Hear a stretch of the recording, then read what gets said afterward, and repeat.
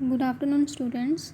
Today's our topic is obstructed labor, जिसे हम आयुर्वेद में किसके साथ कोरिलेट कर सकते हैं विद मूड गर्भ, जो कि हम ऑलरेडी क्लास में पढ़ चुके हैं। तो यहाँ पे सबसे पहले हम देखते हैं इसकी definition. Obstructed labor is one where in spite of good uterine contractions the progressive descent of the presenting part is arrested due to mechanical obstruction।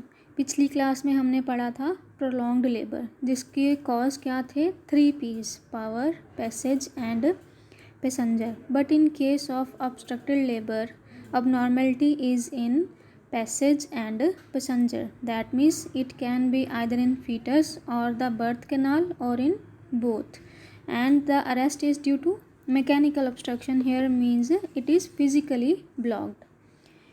Next come to its causes. तो हम पहले पढ़ चुके हैं fault in the passage and passenger in prolonged labor. Same are here only. CPD, that is cephalopelvic disproportion, contracted pelvis, cervical dystocia, any fibroid in the cervix or broad ligament, impacted ovarian tumor, non-gravid horn or bicornuate uterus. Last one जो है वो क्या है? एक congenital anomaly है। Uterus हमारा क्या होता है? उसकी शेप बेसिकली बाइकार्नुएट होती है, लेकिन यहाँ पे क्या है? उसका एक हॉर्न जो है वो फुली डेवलप्ड नहीं हुआ है, जिसकी वजह से वो डिसेंट में नीचे की तरफ लोअर सेगमेंट की तरफ ऑब्स्ट्रक्शन कॉज कर सकता है। Next comes the fault in the passenger. Transverse lie, brow presentation, congenital anomalies, big baby, occipito-posterior position, compound presentation. Compound means either it is cephalic but with the prolapsed hand. Next is the locked twins. Double monster यहाँ पे क्या है? Basically these are twins but they are dead. They are already dead from a longer time. That is double monster. Next comes the anatomical changes that are occurring in the uterus. सबसे पहले क्या है? Formation of Bandl's ring. तो हमने सबसे labour में हम physiological retraction ring पढ़ चुके हैं। यहाँ पे जो रिंग बन रही है दैट इज़ पैथोलॉजिकल, उसको एक और नाम दिया गया है बेंडल्स रिंग। तो हमें यहाँ पे पता है कि uterine contractions are normal but there is obstruction due to passage and passenger. तो फीटस जो है वो नीचे की तरफ डिसेंट नहीं कर पा रहा है, लेकिन जो यूट्रस की कंट्रैक्शन और रिट्रैक्शन की पावर थी वो क्या है? स्लोली इंक्रीज हो रही है। There is gradual increase in its intensity, duration, but the relaxation phase becoming less and less. Ultimately क्या हो जाएगा? State of tonic contraction develops and retraction continues, जिसकी वजह से क्या है? अपर सेगमेंट में हो रहा है कंट्रैक्शन एंड रिट्रैक्शन, जिसकी वजह से वो वाला हिस्सा क्या है? थिक होता जाएगा, और जो लोअर सेगमेंट है वो क्या है? थिन होता जाएगा because of that retraction. Descent fetus का हो नहीं रहा है, लेकिन ये जो एक स्टेट है वो कंटिन्यू रहेगी, जिसकी वजह से क्या है? अपर सेगमेंट और डिसेंडेड लोअर सेगमेंट के बीच में एक पैथोलॉजिकल रिंग बन जाती है, जिसे क्या बोला जाता है? बेंडल्स रिंग। जो कि लेटर ऑन अगर हम इस ऑब्स्ट्रक्शन को दूर नहीं करेंगे तो ultimately it may cause the rupture of the lower segment and also distress to the fetus that can lead to fetal death also. ठीक है, ये है बेंडल्स रिंग, जिसकी मैं पिक्चर आपको लेटर ऑन सेंड कर दूँगी। और क्या हो सकता है इसके बाद? ब्लैडर में क्या क्या चेंजेस देखने को मिलेंगी हमें? ब्लैडर क्या है? वो क्या बन जाता है? Abdominal organ. क्यों? Because there is compression of the urethra between the presenting part and the symphysis pubis, जिसकी वजह से क्या है? यूरिन का रिटेंशन हो जाएगा। पेशेंट जो है वो यूरिन पास ही नहीं कर पाएगी, जिसकी वजह से क्या है? ब्लैडर की ग्रोथ ऊपर की तरफ, अब्डोमेन की तरफ हो जाएगी and it becomes abdominal part.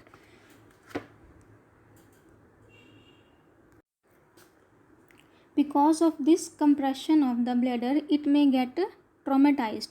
Bladder की जो वॉल्स हैं उसमें क्या हो जाएगा? ट्रॉमा होगा, जिसकी वजह से क्या है? ब्लड स्टेन्ड यूरिन जो है हमें आता हुआ दिखाई देगा, and that is the commonest finding of the obstructed labour.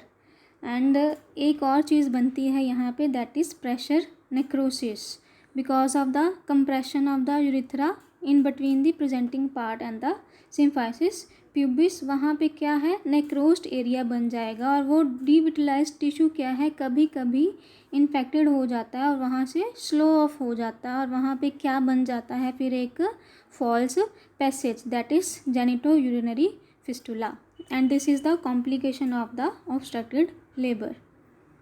Next comes the clinical features. Maternal condition, mother can go in agony, exhausted, and sepsis appears earlier. Next is the abdominal examination. हम अगर करेंगे तो हमें क्या क्या मिलेगा, uterus will be tense and tender, fetal parts can be easily felt, and distended bladder due to retention or edema. The retraction ring, that is the Bendel's ring जो हमने देखी, that can be felt per abdominally, but जो हमारी physiological retraction ring होती है, that can not be felt per abdominally. FHS usually absent and there is 3 tumor abdomen evident. ये क्या है, that it is because of the Bendel's ring only. इसमें क्या होता है, distended bladder, distended lower segment and upper part जो है वो क्या हो रखा है, upper part is also hard and tender, जिसकी एक्सटर्नली अपीयरेंस कैसी होती है, there is some tumour in the abdomen, तो उसकी शेप क्या है, 3 ट्यूमर एब्डोमेन जैसी दिखाई देती है। इसकी फिगर में मैं आपको बाद में सेंड कर दूँगी। नेक्स्ट हम क्या करेंगे, उसका वजाइनल एग्जामिनेशन। उसमें क्या मिलेगा हमें, lower segment pressed by forcible driven presenting part, oedematous vulva and cervix, severe caput and molding, and that ring is not felt vaginally, and descent of presenting part is absent. Next comes the its complications or dangers. Mother में क्या होंगे, immediate exhausted हो जाएगी mother, dehydration हो जाएगी, metabolic acidosis हो सकती है because of accumulation of lactic acid and ketone bodies, hypoglycaemia हो जाएगा, जेनाइटल सेप्सिस हो जाएगा आफ्टर रप्चर ऑफ मेम्ब्रेन, और हम उसका रिपीटेडली अगर क्या है वजाइनल एग्जामिनेशन करते रहेंगे तो उसमें सेप्सिस होने के चांसेस बहुत ज़्यादा हो जाते हैं। Injury to the genital tract that includes rupture of the uterus and PPH later on shock. और आगे आते हैं रिमोट में क्या होगा, वही जेनिटो यूरिनरी फिस्टुला या फिर रेक्टोवजाइनल फिस्टुला। अगर हम उस ऑब्स्ट्रक्शन को दूर नहीं करेंगे तो it will lead to fistula because of slough of that devitalised tissue. Variable degree of vaginal atresia क्या होगा, आउटफ्लो ट्रैक्ट में ऑब्स्ट्रक्शन हो जाएगी later on. And secondary amenorrhoea यहाँ पे क्यों रहा है, बिकॉज ऑब्स्ट्रक्टेड लेबर में अगर रप्चर हो गया है तो उस टाइम पे एक्सेसिव ब्लीडिंग हो रही है, तो हो सकता है हमें उस टाइम पे हिस्टेक्टमी करनी पड़ सकती है, या तो उस वजह से सेकेंडरी एमेनोरिया हो जाएगा या फिर ड्यू टू एक्सेसिव ब्लीडिंग एक सिंड्रोम पेशेंट को हो जाता है, दैट इज़ द शीहान्स सिंड्रोम, जिसमें क्या है, it will lead to hypopituitarism due to necrosis of the pituitary following postpartum shock और hemorrhage, जिससे क्या है, it causes underproduction of essential hormones. Next comes to fetus में क्या क्या complication होंगी, एस्फिक्सिया हो सकता है, acidosis, intracranial haemorrhage and infection. Next come to its treatment. Principles क्या होंगे, सबसे पहले to relieve the obstruction at early as possible, pain reliefs if there is excessive pain, to combat dehydration and ketoacidosis, to control sepsis, correct hypoglycaemia and correct electrolyte imbalance. Prevention हमने जो पीछे पढ़े हैं same यहाँ पे भी वैसे ही होंगे as prolong labour, and initial assessment of the patient is necessary. हमें क्या क्या करना है, to check its pallor, pulse, BP, dehydration. अगर पेशेंट पेलर लग रहा है तो फिर अरेंजमेंट फॉर द ब्लड, हमें पेशेंट के जो रिलेटिव्स हैं उनको सबसे पहले इसी के लिए रेडी करना है। Next is the fundal height देखनी है हमें, फीटल लाई देखना है, प्रेजेंटेशन देखना है, हार्ट रेट देखना है या एब्सेंट है, अगर है तो वो डिस्ट्रेस्ड कंडीशन में तो नहीं है। State of the uterus and bladder, uterus में वही बैंडल्स रिंग तो नहीं हमें दिखाई दे रही है एक्सटर्नली, या फिर ब्लैडर जो है वो एब्डोमिनल पार्ट तो नहीं बन गया है। Next, level of the presenting part, cervix की डायलेटेशन, कैपेट फॉर्मेशन तो नहीं हो गई है, और मोल्डिंग हो रही है या फिर कितनी डिग्री में हो रही है, फर्स्ट डिग्री, सेकंड डिग्री या फिर थर्ड डिग्री, एक्सट्रीम मोल्डिंग तो नहीं हो रही है। Do pelvic assessment and note the measurement and presence of infected Likert, हमें पीवी में क्या क्या देखना है, सेम सर्विक्स की डायलेटेशन देखनी ही है, फीटस का स्टेशन देखना है, डिसेंट हो रहा है कि नहीं हो रहा है, इफेसमेंट देखना है, अगर मेम्ब्रेन्स रप्चर हो चुकी हैं तो हमें लाइकर देखना है, आइदर इट इज़ क्लियर और there is some any infection. To assess urine and go for blood grouping and cross matching. Next is to resuscitate the patient, हमें सबसे पहले क्या है उसकी डिहाइड्रेशन एंड एसिडोसिस को दूर करने के लिए क्या स्टार्ट कर देंगे, IV fluids at least 3 litres in a day. Give dextrose saline for hypoglycaemia initially and then RL. Oxygen if fetal distress or maternal distress is there, and to control infection we have to give broad spectrum IV antibiotics, and हम उसके लिए क्या देंगे, stat dose of ampicillin, and it is a choice of drug, हमें जो लगता है antibiotic accordingly हम उस टाइम पे पेशेंट को स्टैट दे सकते हैं। Check if the fetus is alive and decide the mode of delivery and empty bladder with the help of self retaining catheter, patient जो है वो खुद से ब्लैडर को एम्प्टी नहीं कर सकता है तो उस टाइम पे हमें क्या करना है, उसमें कैथेटर लगा के रखना है सेल्फ रिटेनिंग, जिससे क्या है ब्लैडर अपने आप धीरे धीरे एम्प्टी होता रहेगा और वो अब्डोमिनल ऑर्गन नहीं बनेगा, जिससे क्या है फर्दर ऑब्स्ट्रक्शन नहीं होगी अगर ब्लैडर की वजह से ऑब्स्ट्रक्शन कॉज हो रही है तो। Next is the it's obstetric management. There is no place of wait and watch, neither any scope of using oxytocin to stimulate uterine contraction। हमें पता है uterine contraction are already there, अगर हम उसको और देंगे ऑक्सीटोसिन तो वो कॉन्ट्रैक्शंस क्या हो जाएंगी, टेटानिक हो जाएंगी, स्पाज्मेटिक एक्सट्रीम कॉन्ट्रैक्शंस हो जाएंगी, जिसकी वजह से क्या है और ऑब्स्ट्रक्शन होने के चांसेस बढ़ जाएंगे। Before proceeding for definite operative treatment, rupture of the uterus must be excluded, हमें पहले ही देख लेना है लोअर सेगमेंट है बेसिकली वो यूट्रस का रप्चर तो नहीं हो गया है, उसे सबसे पहले एक्सक्लूड करना है।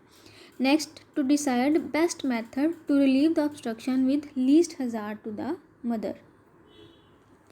वजाइनल डिलीवरी किस में पॉसिबल है, इफ़ बेबी इज़ डेड हमें क्या करना है, destructive operation is best choice, ये हम मूड गर्भ में भी पढ़ के आए हैं, अगर गर्भ की मृत्यु हो जाए तो उस टाइम पे क्या किया जाता है, जो अंग पहले आए उसको काट के बाहर निकालना है, छेदन करके या भेदन करके उसको निकालना है, तो सेम प्रोसीजर यहाँ पे भी है, क्रेनियोटोमी कर सकते हैं, डिकैपिसिटेशन कर सकते हैं, क्लीडोटोमी कर सकते हैं, जो पार्ट पहले हमें फील हो रहा है उसको कट करके दैट मीन्स डिस्ट्रक्टिव ऑपरेट करके फिर बाकी के फीटस को बाहर की तरफ निकालेंगे।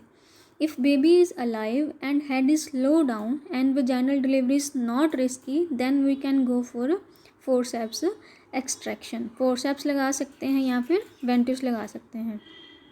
After delivery, explore uterus and lower genital tract to exclude uterine rupture or tear। Obviously अगर हमने forceps यूज़ किया है तो उससे यूट्रस के नीचे लोअर पार्ट में क्या है बेसिकली इंजरीज होने के चांसेस बहुत ज़्यादा हो जाते हैं। To we have to explore them, if there are any injuries हमें क्या करना है वहाँ पे उनको लाइगेट कर देना है।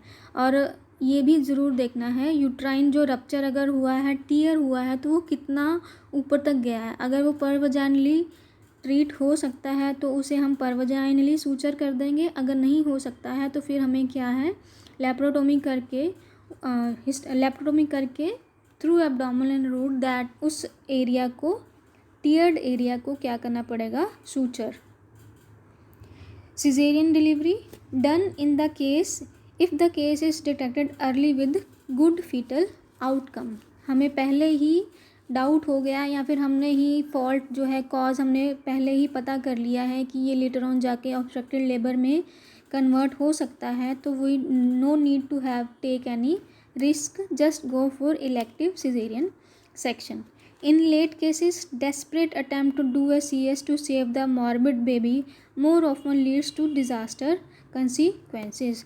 Later on जब हमें पता चल गया है फीटल जो है वो ऑब्स्ट्रक्ट हो चुका है और उसका FHS जो है वो भी गुड नहीं है, उस टाइम पे अगर हम एमरजेंसी में LACS करते भी हैं तो हमें जो फीटस है वो basically most of the time alive नहीं मिलता है, वो फीटस जो है वो डेड हो जाता है. तो that will leads to more disaster conditions for both, for doctor also and for patient also.